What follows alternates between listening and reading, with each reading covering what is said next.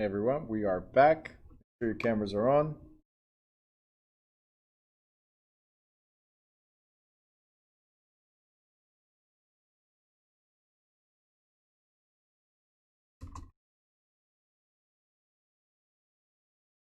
Cameras.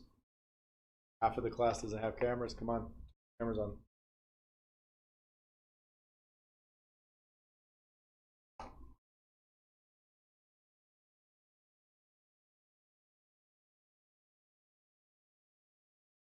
Joelle, Diana, Ella, and Nadia and Francesca. Cameras on.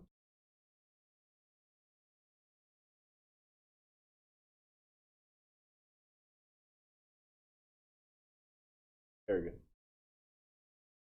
All right, so we're going to talk about the management agreements. This is something quick as well. It's just describing the components of the agreements, what you should see there, right? So you guys remember already, we talked about property managers being general agents. That means we have ongoing activities for somebody else. We don't have full powers, but we have some powers, right? So we have ongoing activities. This still involves, right? The agency relationship still involves the fiduciary duties of obedience, care, loyalty, accounting, and disclosure. Like I said, cold. And in this agreement that we have, guys, in this agreement, obviously we got to have the names of the parties. So who is the owner, landlord, manager, the tenants, give pretty much detailed examples of, details of who is involved in the agreements. The property description is very important because I want to make sure I'm managing the right property, right? Sometimes owners of buildings have 2-3 buildings side by side. Doesn't mean you manage all of them. So we're going to specify which ones you manage. We have to put for how long this contract is going to be, the term. How long is this contract going to be? Traditional is like a 5-year contract at least, right? No property manager in the right state of mind is going to go there for less than that, right? So 5 years as an example. The owner's purpose, like I said, usually it's to maximize the net income. So it's going to stipulate what is your goal. The purpose is what is your goal as a property manager. I want you to maximize my net income, maximize the value of the building, right? Maximize my return, minimize the expenses, maintain the property quality, and so on and so on. So I'm going to specify what I expect from your tenure here as a manager. These are my goals. Can you accomplish them? And for you to reach those goals, in my contract, I'm going to stipulate also your responsibilities. These are things you have to handle, right? And what your authority is. Like, you got to handle these things, but if it gets out of control, there's certain things you still need to come to me. Okay? So I let you hire and staff, right? Set the rents, contract vendors, ordering repairs, but I'm limits on expenditures without seeking my permission. I'm going to say up to X amount of dollars, don't bother me. Above X amount of dollars, call me, and so on, right? It's also going to talk about the manager's responsibilities. So what are the duties, such as marketing, leasing, managing, budgeting, reporting, collecting. Everything we just talked about is going to be in the contract. The budget, guys, we also talked about. So there's going to be now actual amounts, actual numbers of what we expect, and percentage of revenues that we expect. How much is the average expenses, taxes, insurance. So pretty much when I'm passing the baton to you, I'm going to tell you this is how much I ran so far, right? Now it's you, right? So I'm going to put there, these are the nominal expenses that we've been having. So it either gets better, right, or stays the same, but please never make it worse, right? Allocation of costs, how you should take money for certain things, a percentage, and how you should treat those, including the expenses of the manager versus the stuff that will be paid directly by the owner. The reporting is how often and what kind of reports do I expect. How much you're going to get paid is part of the contract as well. There has to be a statement, just like every independent management agreement or contracting service. There has to be a statement that I don't discriminate. I cannot discriminate, and you, the manager, cannot discriminate against tenants either or other persons that might be involved. All right, so that's part of the contract. Okay, both the manager and landlord have rights, duties, and liabilities. So for the landlord, it's easy. I have the right to collect the rent. Right, pretty much that's it. That's the biggest one. I have the right to collect the rent. Now, who's going to receive the rent? The manager on my behalf is going to receive the rent and relate to me, right? Relate to me whatever's left over. So the cash flow is what I'm getting, okay? And I have to get the property at the end of the agreement. I have to get the property. It's no longer yours. We either renew or you're out. Before renewal, we need to obviously inspect everything, or before kicking you out and getting somebody else, we need to inspect everything that you've been doing, right? And I have the right to do so. The manager, depending on the degree of authority that the manager has granted by the agreements, the manager might have the right to hire and fire, enter into contracts, and perform routine management tasks without interference from the owner. So I can do it. I don't need to listen to you. I don't need to call you. I don't need your permission or blessing because you gave it to me already in the contract. Does that make sense? Right? You already gave it to me before, so I don't need to address it again. Right? The manager has the duties to describe earlier, right? Described earlier, to maintain financial records and make reports, to budget, to find, to retain and collect from tenants, maintain and secure the property, to meet the owner's objectives, and so on. Right? You guys know this. This right here, if you guys want to go over it, is everything we just said. It's just a sample agreement. If you guys ever want to be property managers, it's a sample agreement. Review it if you want. It's not a mandatory thing. But it talks about all the details, even the insurance, what you can do, not do, open bank accounts, reserves accounts, keep records. All this good stuff is right there. Right? You guys with me so far? Again, it's a brief overview of what a property management is. In a previous chapter, we had an overview. Like whoever was here in the morning did the morning class. We had an overview of leasing agreements, right? Overview. So the same way I did an overview of the whole property management so far, right? In the morning was an overview. What is an overview? It's not detailed. So you guys in the evening already did this overview about 3 weeks ago, right? So we're in the third week. This was right in the beginning. This was chapter 7. Chapter 7, we did that overview, which morning class did this morning. So in it, we talked about different lease types. If you guys remember, we had estate for years or a leasehold estate for years. What does that mean? It means that it's for a definite period of time.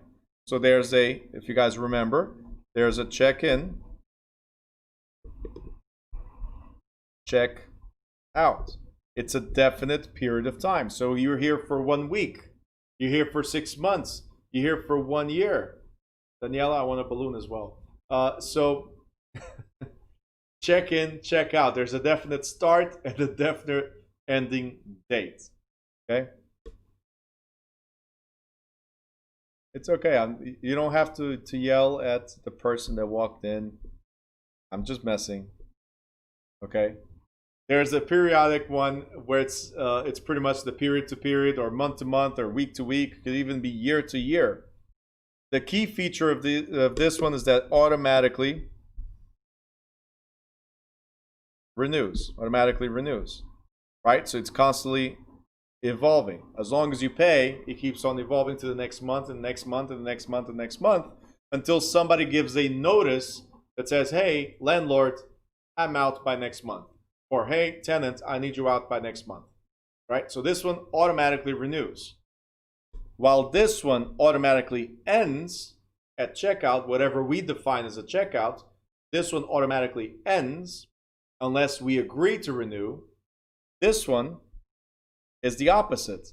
Automatically renews until we agree to end. Got it? So that's the for years, so definite periods, or the periodic, which is self-renewal. We have a lease at will, and that means at will means I want you to be there. It's okay for you to be there, not a problem. Majority of the times, a verbal lease is an at will, so there's no termination date as long as you pay me, right? So it's very similar to periodic tenancy, and somebody's there with our consent, at will, with consent. At sufferance, I'm suffering, I'm hurting. At sufferance, right? You're there without my authorization. Suffering. Joel is asking, when you rent, is a period to period? You could rent a estate for years, right? So if you have when you rent a room,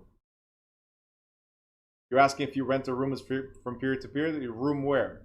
Like to a roommate or a room at a hotel?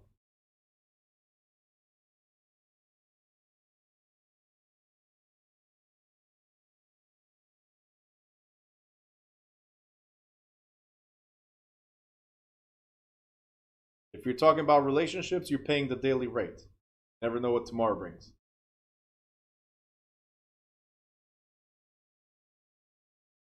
Let's say I have a house for a student. Okay, so you have students, right? And they're renting rooms. And you're asking if it's a period to period? Well, that depends on you. Are you renting weekly? Is that what you're doing? You're renting monthly, weekly? Okay, great. Does it have an end date? So, if there's no ending, then automatically renews from period to period. Could be week to week. Could be daily. Could be monthly. Could be semi-annually. It could be whatever the period of time is that you stipulated makes it a periodic or period to period. Yeah. Okay. If there was a specific ending, right? If there's a specific ending, you're renting from me, student. You're renting from me from now until whatever date. So there's until already says there's an end, then it'll be for years. Okay.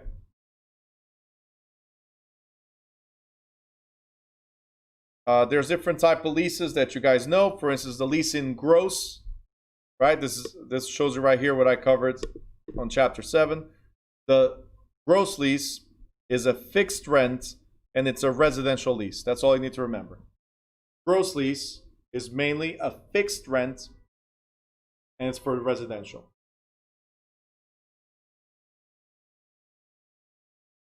The net lease is rent plus some or all of the operating expenses.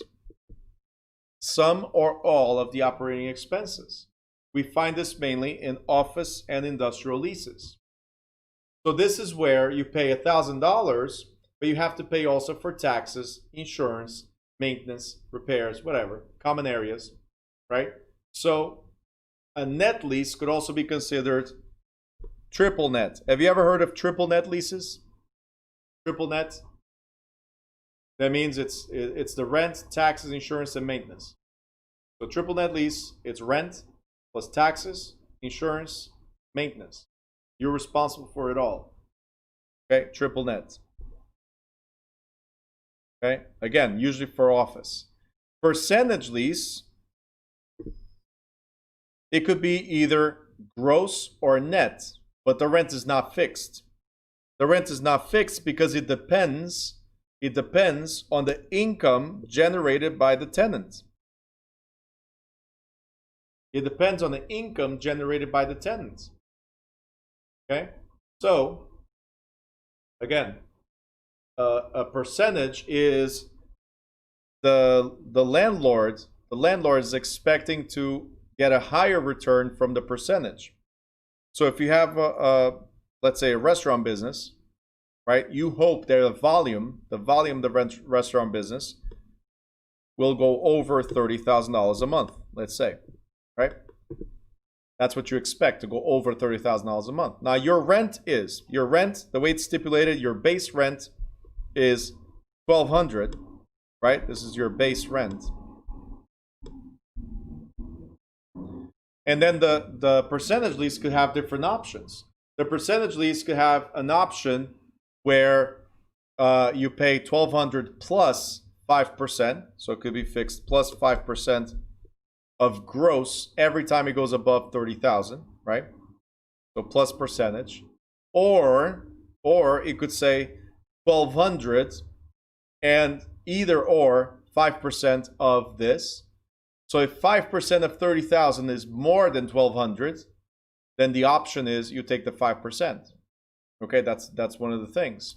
It could be straight percentage, where there's no base rent and I get money from whatever you make. So if this month you made 30,000, I want 5% of that.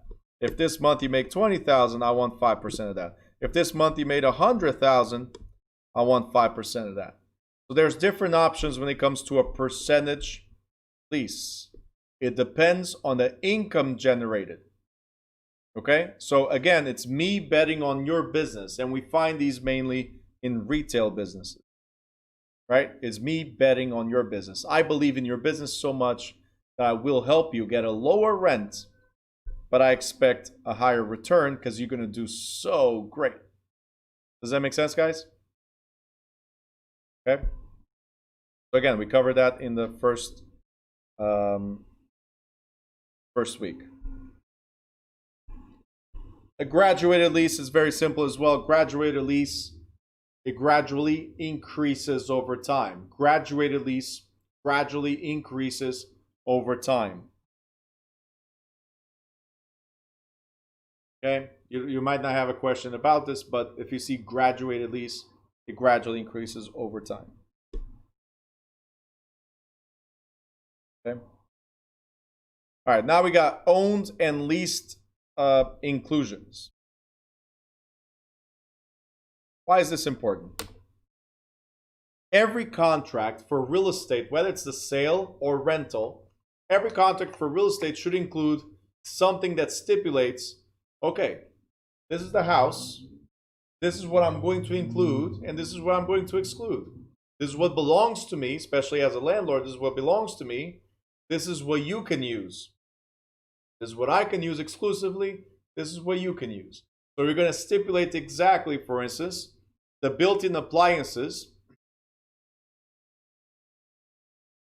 The built-in appliances are included, right? But you are responsible for bringing a fridge, as an example.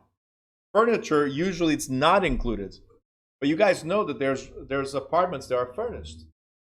So we're going to include or exclude certain things from the property. Very important. The lease also has to have clear rules about making alterations. Every lease, and this is key. I said this morning. I'm going to say it again for the evening class. This is key to know that you cannot make changes. You cannot make changes unless you have permission. You want to alter the apartment? You want to alter the commercial space? You want to alter the retail space? Not a problem, as long as you got my written permission. All right? Okay? And usually the written permission also says return the property in the original condition, as we said right before the break, right? Tina's issue. So it has to say clearly that you are to return the property in the original condition. Now, any alterations become the property of the landlord. So whatever you do on my property, it is now mine, except trade fixtures. Trade fixtures. Okay? When you see trade fixtures, very important that you got to remember, trade fixtures equals business fixtures. So if it's the tools of the trade, Lul, I see that. I'll answer in a second. If it's the tools of the trade, like the TVs that I have here, the TV I have where you guys are, right behind my camera, right? These were installed with the purpose of removing at the end. So if it's trade fixtures, by definition, they belong to the business. They're personal property. So they can be removed when I leave. Okay? Every time you see the word trade, remember, has to do with business. Anything installed for business purposes was already understood that I was going to remove it right after. Okay? Any questions on that? Lula says, or in the case of your tenant that renovated my house. Yeah. So absolutely. So when they renovated my house, I appreciate it. Like I don't have to at all to give him anything, right? And that I don't have to allow him to take anything. They did it out of their own free will without my permission. So therefore, everything there became mine. Okay, like I said, like I always say, I did credit them for the what they spent there, right? Because it did come out nice, and they were great tenants. They maintained it, but they didn't ask for permission. So I could have easily, right? I could have easily been one of those landlords that, great, go ahead, do more. I actually did ask him if he wanted to move to the first floor so he can do the same thing, but they said no. They like the second floor. Ed is asking, what about surveillance cameras? What about surveillance cameras? So, did you get authorization to install surveillance cameras? And surveillance of what? Okay, so there are certain things, certain areas that the cameras cannot be pointed at. So that's one of the things. So is it installed legally or illegally? To be installed legally, again, it must have been with permission. They cannot install stuff without permission. Okay, so no. Everything is, this is the key word in the state exam. Key word in the state exam is permission. The question now is, was it with permission or was it without permission? If it was with permission, you know what? You're good to go. At the end, just restore the property to original condition. If it was without permission, then you installed it illegally. Already says everything. Okay? The property is now mine if I want, or I'm going to charge you to restore the property to original condition. Simple. I never asked for it. Shanice says, I never understood why people go so hard spending so much money fixing someone else's place. Yep. Yep, does not make sense. Save their money, invest the money. Why are you, I mean, I as a landlord appreciate it. But for me, it doesn't make sense either. Right? I appreciate it. Go ahead, improve my property so it's worth a lot of money. Joel says, because they don't have financial education. True.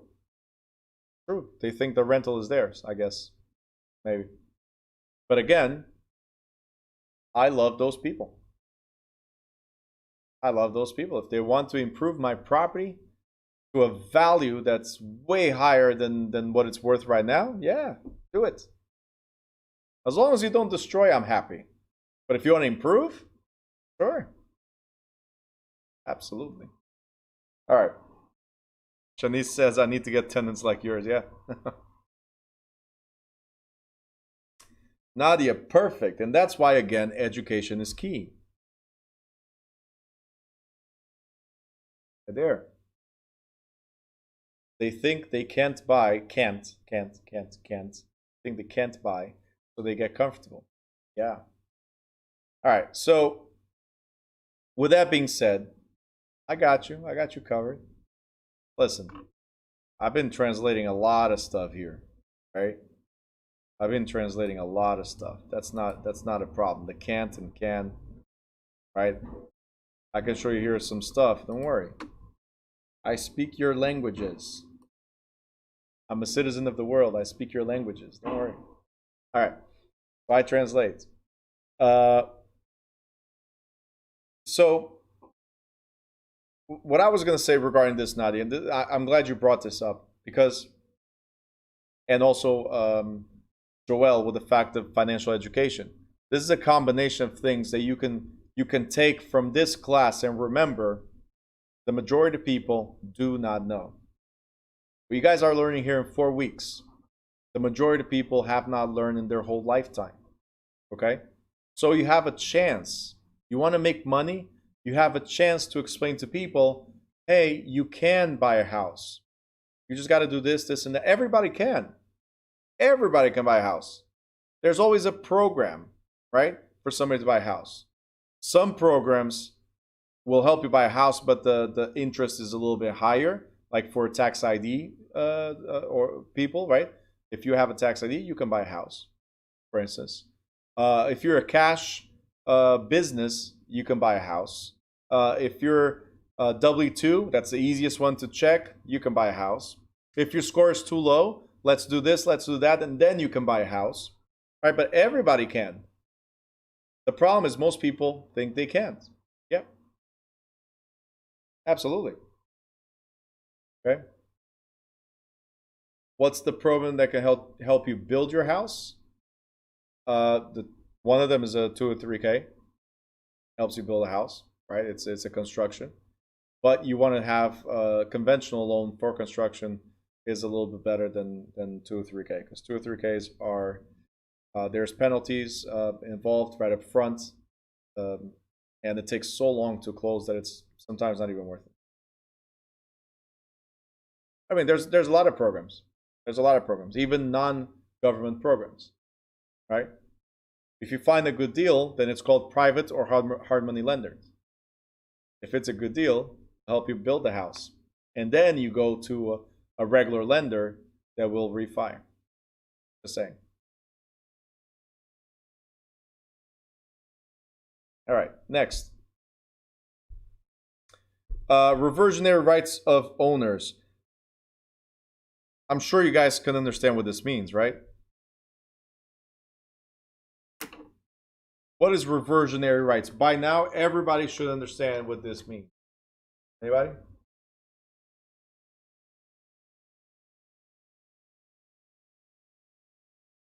Oh, Shanice just said Habitat for Humanity. Yeah, they're still around.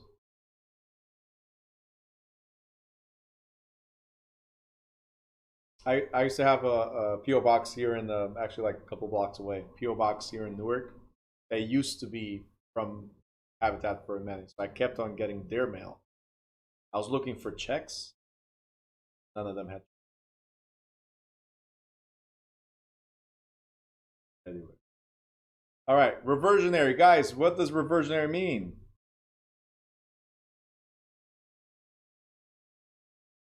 Cheryl, I agree 100% with you, but that's going to be a battle forever. Even the ones that are financially educated, yes. So Cheryl just wrote, so you guys know what I'm reading.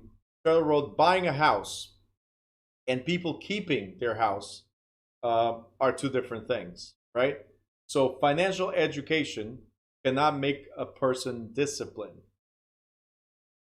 But then comes the other side of it. That's what I was going to address as well, is everything comes with discipline. Doesn't matter what kind of education you have. If you don't have discipline, if you don't try to improve your business or your person, right, to the point where you become better, so improvement, right, to the point you become better, then you stagnate. And once you stagnate, you're just drifting. It's like life is taking you, and you get to a point where, oh wow, this is what happened over the past 20 years. I could have done this, I could have done that, or I should have done this, or I should have done that, right? That's the worst thing. So yeah, you're absolutely right. I have somebody that I was trying to help not too long ago, 18 years old, came to my class, and I said, okay, I'm going to help you. This is what you have to do, this is what you have to do, this is what you have to do. We're going to make it, and I always tell people, make it a 2-year plan, right? So Mario that works here with me, I told him when he got his license, I said it's a 2-year plan. This 2-year plan in the beginning, right, if you really, really, really, really want this, over the next 2 years, forget vacations.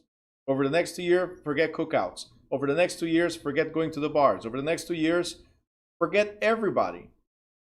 Talk to them and explain to them that you are committed to start your own business. And if they support you and if they love you the way they love you, they say they love you, they'll understand, right? This speech I have with almost anybody starting the business. 2 years. You plant the seeds. After 2 years, you reap the benefits. At the 5th year, that's it. It's a never-ending source of business that you planted in the first 2. Okay? So fully committed, right? That's discipline. But tell me how many people do this. Tell me how many people actually follow what I tell them. How many people are disciplined? So it's the same thing with a mortgage. It's the same thing. You know you got to make the payments. Yes. Okay. Look, I'm telling you, I say this to people. Right? I said the same thing to Shanice. And then she goes on a cruise or whatever. Cheers. Like, oh, vacation. Right? And I'm here watching Instagram pictures. I'm like, uh-huh. Yep. Exactly what I said for you to do, huh? Popping bottles and stuff. Sure. Wasn't it like that, Shanice? She sends me a message once and I'm like, yeah, I'm sure you found that at the party. I'm very sarcastic. I'm a Virgo. Very, very sarcastic. But all with good intentions. And look, she's back and focused. Right? All with good intentions. All right. Where were we? Reversionary rights of owners. Don't be like her. If you drift away, come back. Focus. I love these. Right? Because Shanice, you could have easily given up. There's a lot of people that just disappear altogether. But let's go to this. I was asking about reversionary rights of the owners, because that was the question here. Reversionary rights of the owners, right? What does that mean? And you wrote rights of the property and its tenants. Rights of the property and its tenants. No.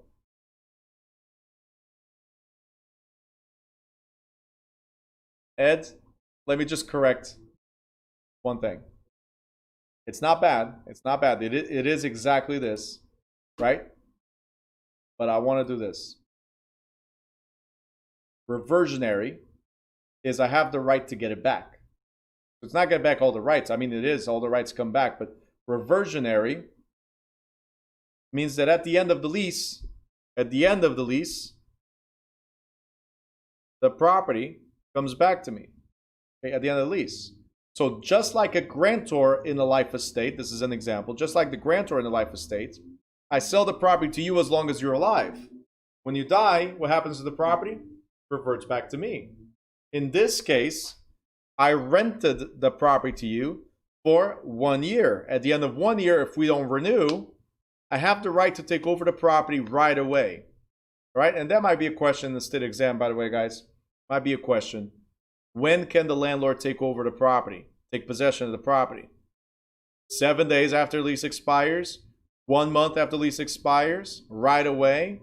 Or they can't? Like something like that. It's so crazy. And there's still people that miss this one. When can we take over the property? As soon as the lease ends. When we're talking about lease ending, means somebody gave notice. Either by an estate for years, where the notice is given day one when we sign the contract, or a month to month where I'm telling you, hey, listen, next month I'm leaving. If you gave me notice that you're leaving next month, then you know what? It ends next month, right? So I have as a landlord, I have a reversionary interest. It reverts back to me the right to take possession of the property right away. But why are you always talking about when somebody dies, Tina? Like you're worse than me. Right? Crazy. What if the tenant dies before the lease is up? Well, if there's a death, then somebody's going to be still responsible for making the payments. But if nobody makes the payments, I'm entitled to take over right away. So the estate is still responsible for the lease. Okay? Any assets that the tenant had are towards the completion of the lease. Yep, I can still enforce it. All right. Landlord's rights and responsibilities, guys, this is based on state law. The rights and responsibilities are based on state law. The state determines what the tenants have to do, what the landlords have to do. Okay? And usually they follow, as we talked about this morning, some of you probably remember, those that were here in the morning, we talked about the Universal Residential Landlord-Tenant Act.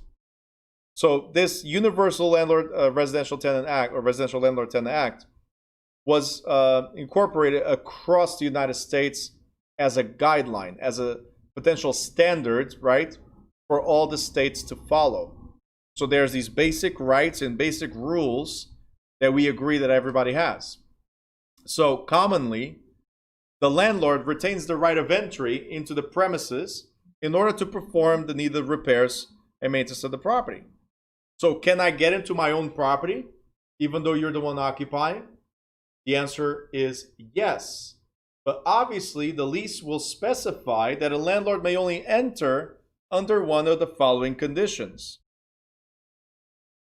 If there's an emergency, I can get in. Okay, and by the way, an emergency is not, well, I really needed to get in. It was an emergency. No. Tell me what was the emergency. There was fire, there was water damage, something that forces you as a landlord to go in. Okay? The tenant has to give consent to enter.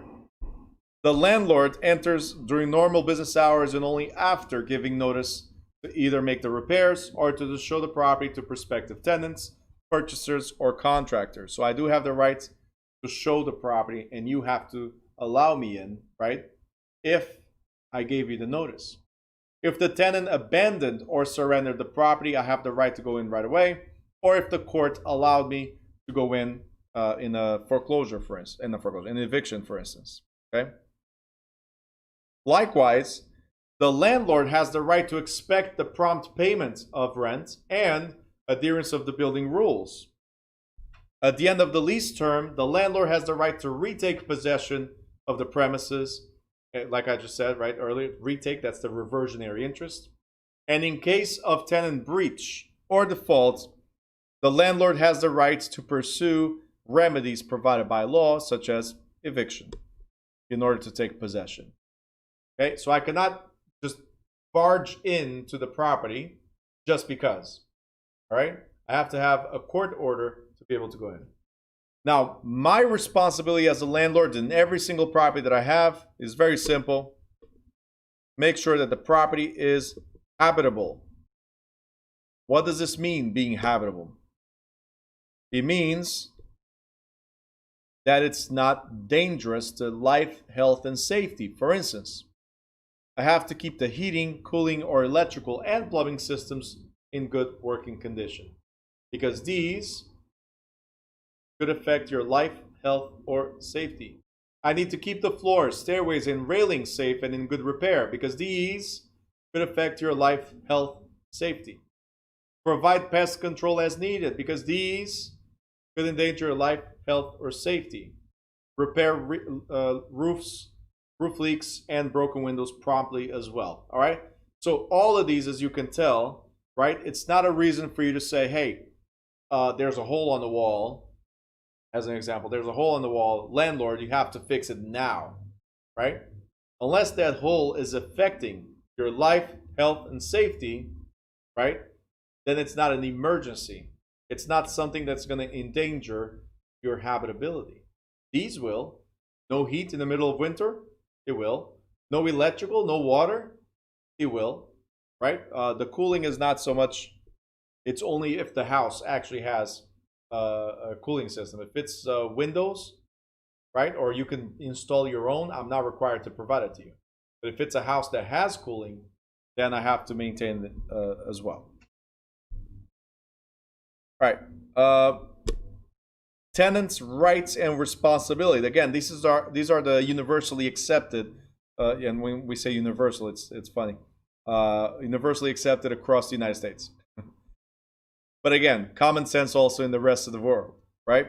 So rights that tenants have. Beyond the right of quiet enjoyment or privacy, right? Being able to exclude people as well, right? Of a property received and maintained in habitable condition. The tenant has other rights depending on state law. For instance, a tenant may be able to take any of the following actions if the landlord fails to correct the problem. That is the landlord's responsibility. The tenant can move out without liability for the back rent or the unexpired portion of the lease. Does anybody remember what this is called? When you can move out because the landlord screwed up, breached the contract, or defaulted on the contract. Anybody remembers what it is? Let me know in the chat.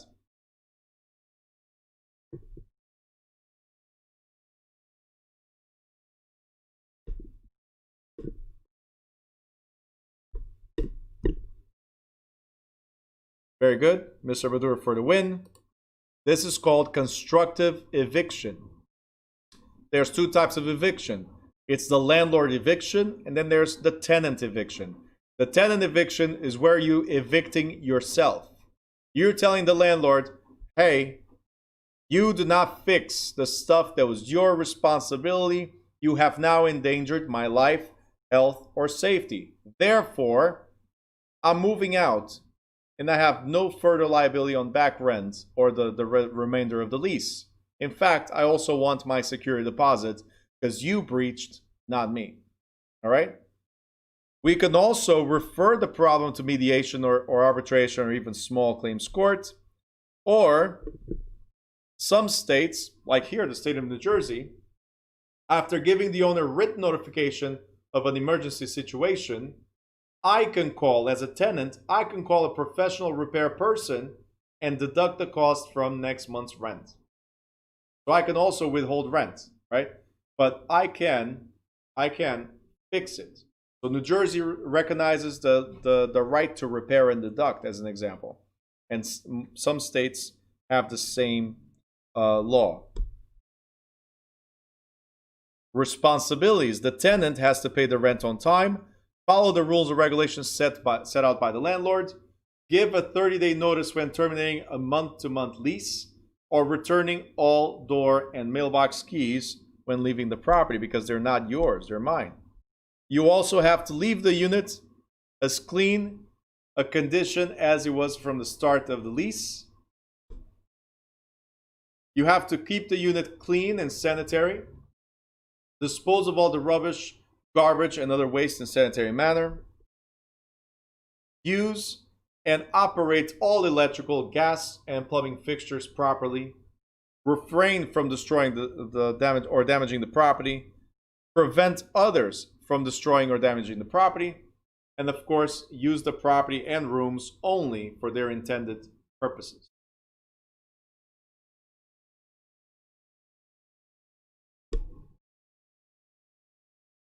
Evictions. Under evictions, we have actual eviction. It's simple. The tenant breached the agreement. Actual eviction means the tenant is the one that breached the agreement. Therefore, the landlord has the right to force the tenant to vacate, force the tenant to get out of the property. This is also called a dispossessed proceeding because you are in possession of the property and I need it. You're not paying, or you're causing damage to the property, or whatever, any of these reasons that we saw here, right? I can take you to court, and then a court officer, like a sheriff, will forcibly remove the tenant and possessions if the tenant refuses to vacate. So that's the actual eviction because you breached all of these, or any of these right here, any of these responsibilities. If you breached it, then hey, sorry. The next one is constructive eviction. I already said that. And that's because the landlord's action have made the premises unfit.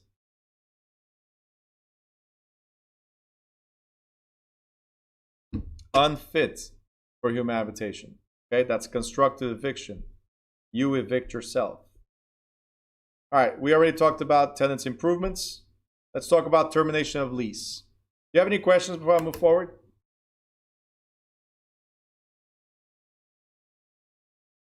Any questions?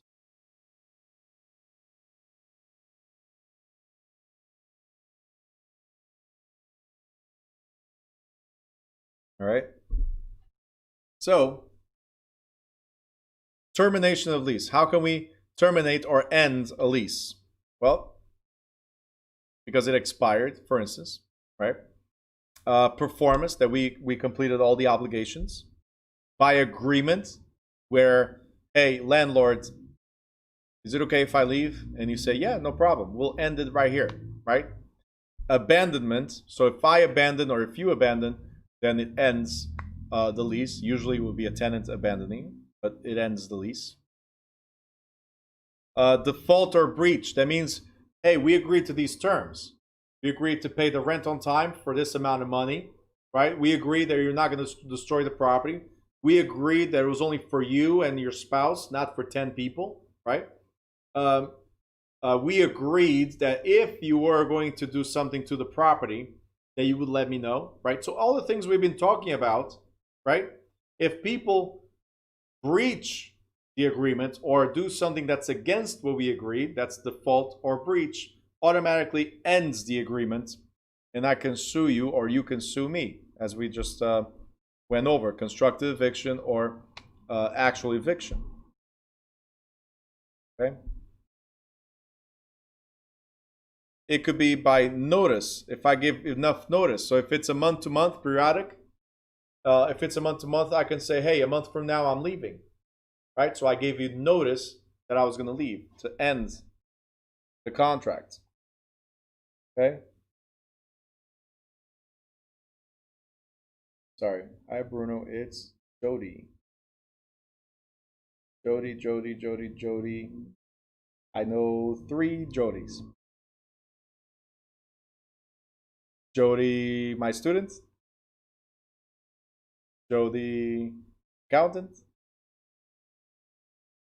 Let me know. And I forgot what the other Jody does. Somebody I know. All right, so okay, not even neither one. So referred by Ruth. Why would Ruth refer you to me? Seriously. What's up, Jody? Any questions you have, just drop them here, okay? Anyway. Destruction. So in the lease, it's going to also terminate the lease if you destroy the property, or if I destroy the property, right? If there's no property, then no lease. Condemnation. Condemnation, you guys remember, eminent domain is when the government can take over the property for public use, right? Foreclosure. Foreclosure actions could terminate. Don't terminate, by the way. They terminate a portion of the lease obligations, which is from the landlords to the tenant, but it does not stop the tenant's obligations to the owner of record. Right? So it ends the lease. Let me address this because a lot of people get confused here. Foreclosure ends the lease between the landlord and the tenant because the landlord is no longer the owner of record. Okay? But a new owner cannot come and kick this person out, the tenant, because there was a foreclosure. Right? If I'm a good paying tenant, you cannot kick me out. If I have a 6-month lease left, even though the owner is no longer here, my status is protected as a tenant. Okay? And Tina, you asked me about death before. Here's your answer. So a tenancy at will terminates on the death of either party, but this is the tenancy at will if it's a verbal agreement, right? The landlord's death terminates any lease if the landlord held the leased property under a life estate. But because the landlord cannot convey the interests, they go beyond their life. So if I'm the owner, as long as I'm alive, my lease with you ends because I died. So there's no further obligation from me to you, and the property reverts to the previous owner. So the only exception here, right, in these two, is a tenancy at will, which is usually a verbal agreement that you will pay the rent and all that. It's not in writing, right? So if I die, then you know what? This agreement is done. If you die, this agreement is done. We have nothing in writing, so it's very difficult to prove, right? And this one right here is the landlord's death terminates the lease if it was an estate, a life estate, like our owned because it was based on my life. That's it. Lula, exception, owner occupied. In the case of foreclosure, when a new landlord acquires a property and wants to occupy. Okay, great question. I had actually that question today from a realtor that was trying to move into the property.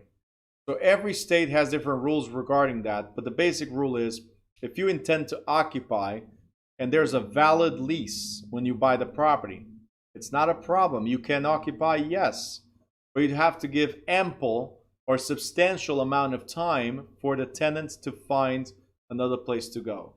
You cannot say, hey, I bought the property, I'm the owner, I'm moving in, you get out. You cannot do that. You have to give ample amount of time, and the purpose must be for you to move into the house you purchased. Okay? For investment properties, you don't have that right. But for a property you're going to move into, yes, you have the right to take over one of the units or the units, whatever it might be. But you have to really move in. If you never move in and the tenant finds out, huge lawsuit. You're responsible for all the expenses that the tenant has in moving, maybe purchasing furniture, all the losses that you might have caused as well. Yeah, crazy.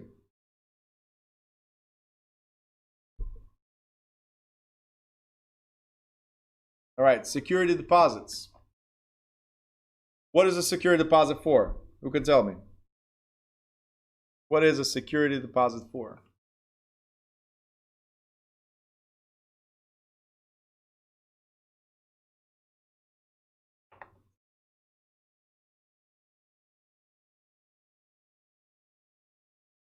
Ruth keeps on bringing people to the YouTube Live. I got to start charging subscription of YouTube Live. You know? Pretty soon the whole world is going to be on.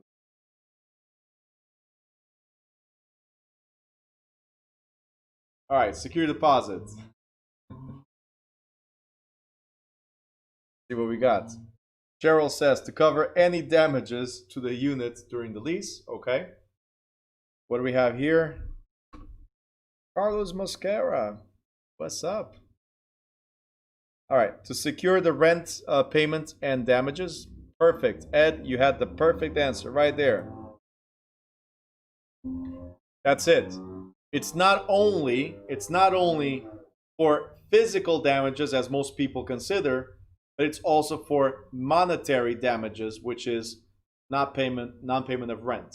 So the security deposit is not just for damages on exit, it's also if you don't pay rent. Very good, guys. Very good. So, as previously mentioned, in the context of handling trust funds, state laws, real estate commission rules, and states' real estate law usually specify how property manager is to manage security deposits. Such funds are normally held in the special trust account that's only for that purpose and may not be used for any purpose other than the intended one. Whether the deposit can earn interest and to whom the interest belongs are likewise prescribed by law. Okay, so some states, like state of New Jersey, if you put a deposit towards the security deposit towards the rental, that money must go into a special account that's interest bearing. That means it's earning interest. Why? Because a security deposit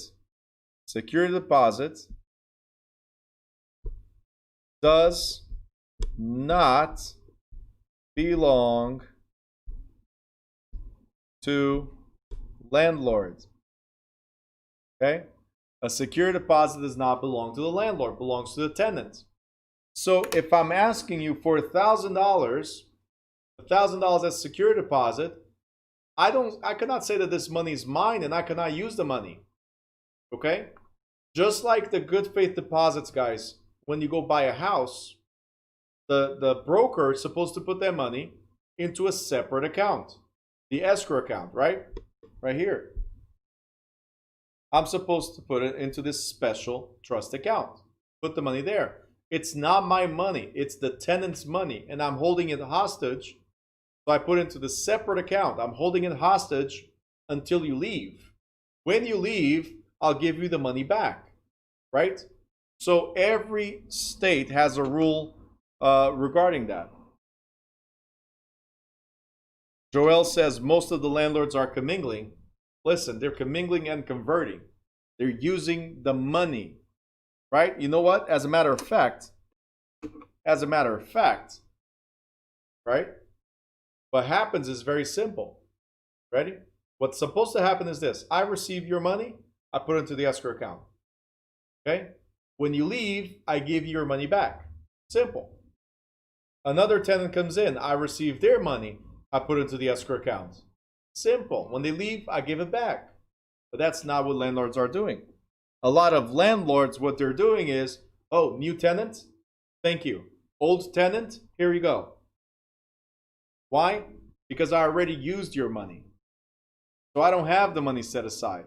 Okay, I already used your money. You guys understand? Gotta be careful with that.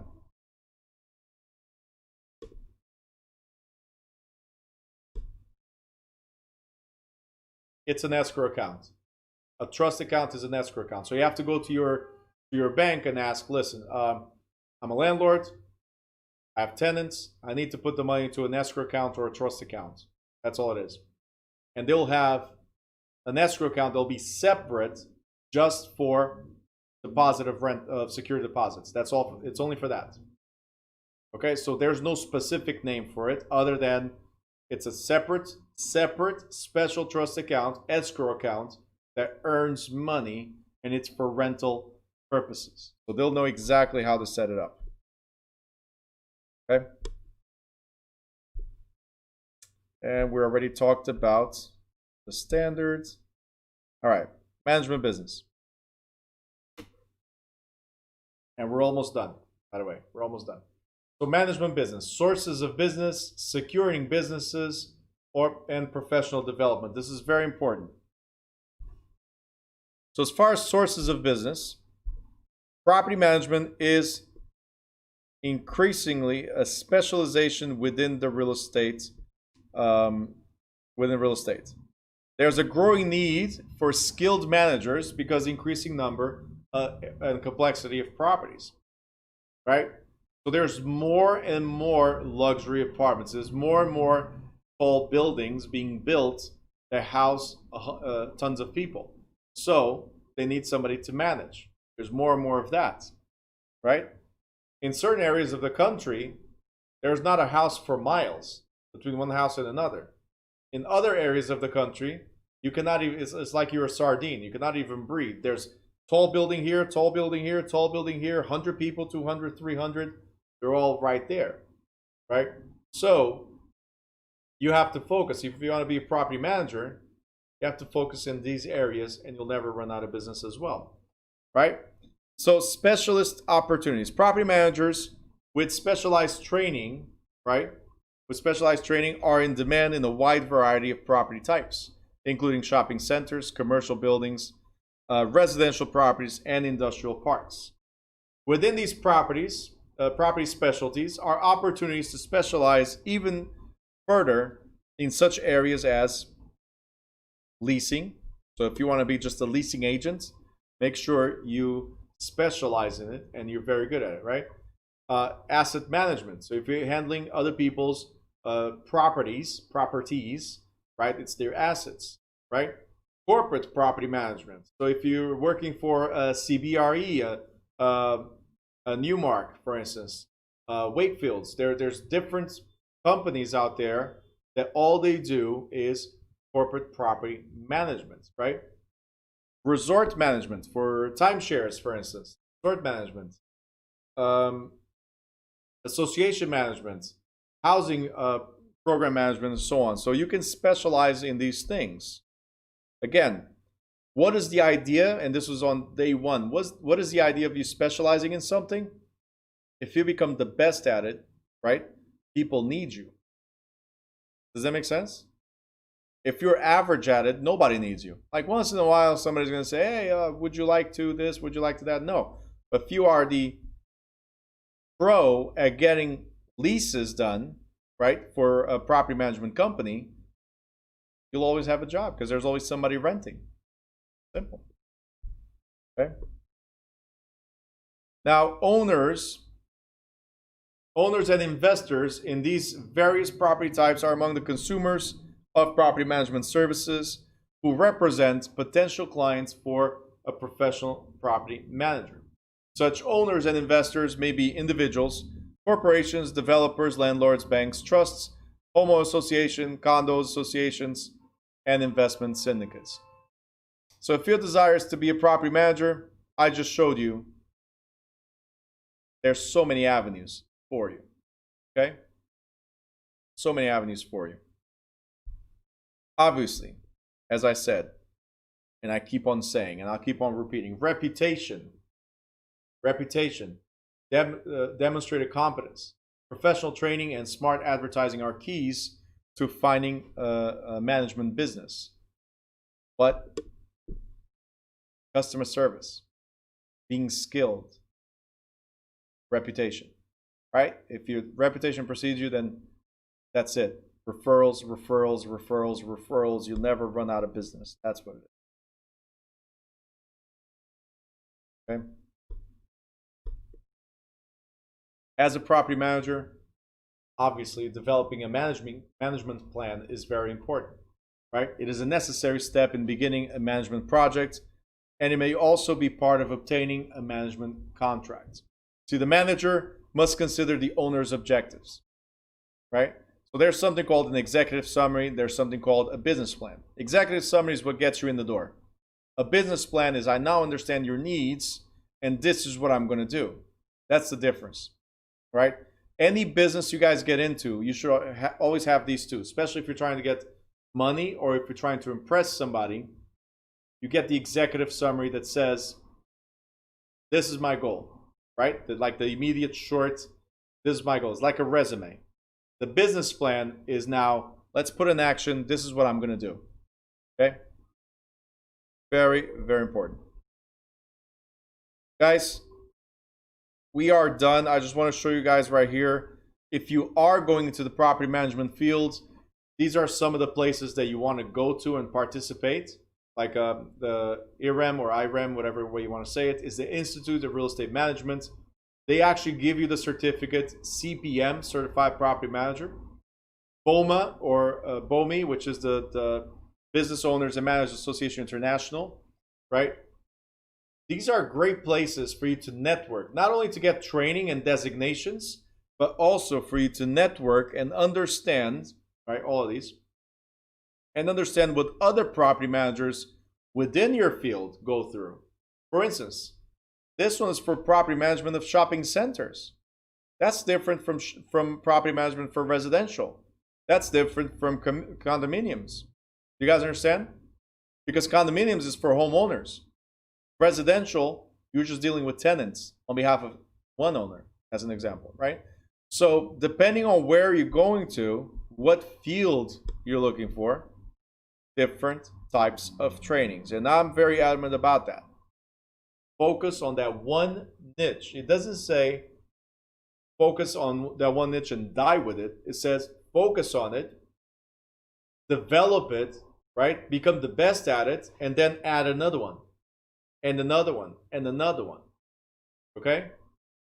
Don't do anything half-assed. Make sure you really focus on something. Okay? What about a cam? What type of cameras do you want to set? Cam license. Okay.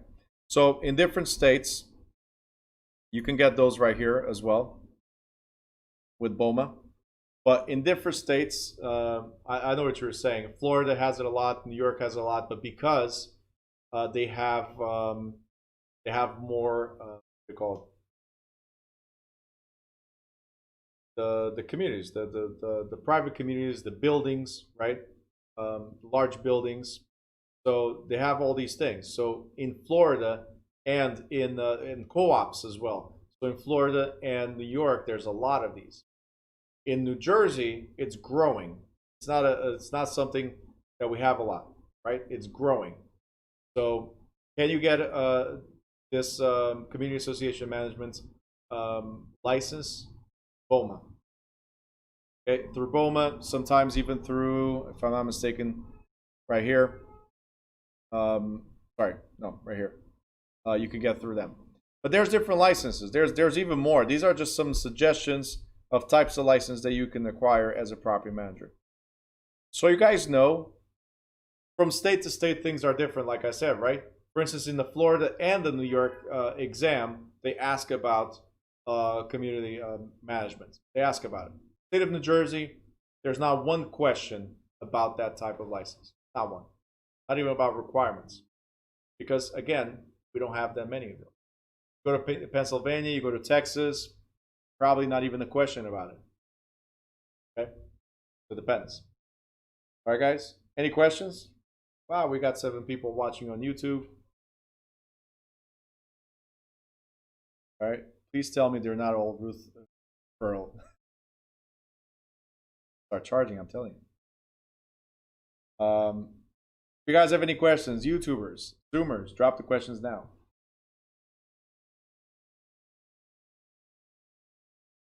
Questions?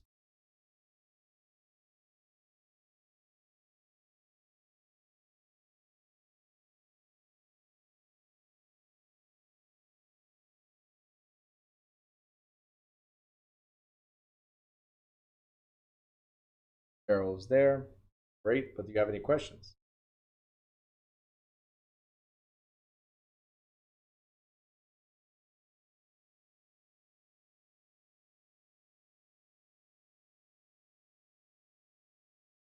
Did I say there's math law coming up? I have a math chapter coming up on the 30th, if I'm not mistaken. Okay. Yep. On the 30th, I believe it is.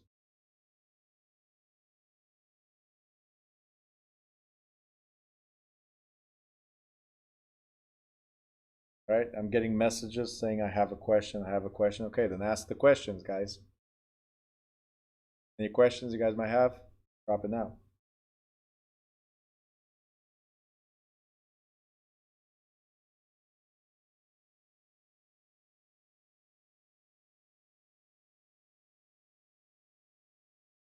Once, twice. This is the rule, by the way. Don't forget, put a question mark so I know that you're going to ask a question next. At least I'm not here waiting for a question like Mr. Badur did earlier. I'm here thinking that he was typing. That's what it looked like, right? And then after a while, thanks. That was it.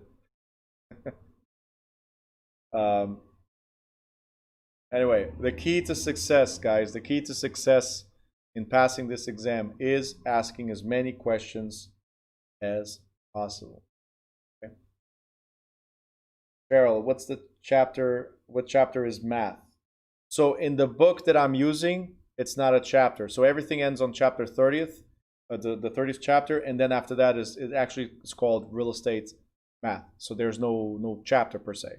That'll be chapter 31, but there's no chapter number.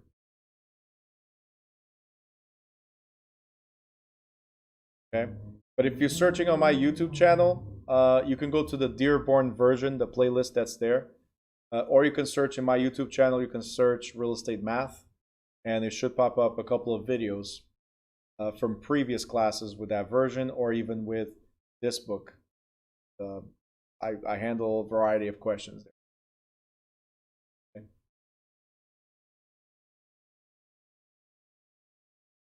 Right? Any other questions? Once? Twice? All right. Guys, don't forget, please, don't forget if you have a chance, don't forget to subscribe to my YouTube channel. It will help me, help more people, reach out to more people. So I greatly appreciate if you could do that. And if you have any questions, you can always send them to me through WhatsApp, as you guys know, or before we start the class. All right? So, guys, I wish you an amazing weekend with a lot of studying and getting ready, because you guys are going to enter into the final week, almost ready for the exam. So make sure you ask me a lot of questions. See you. Have a good night.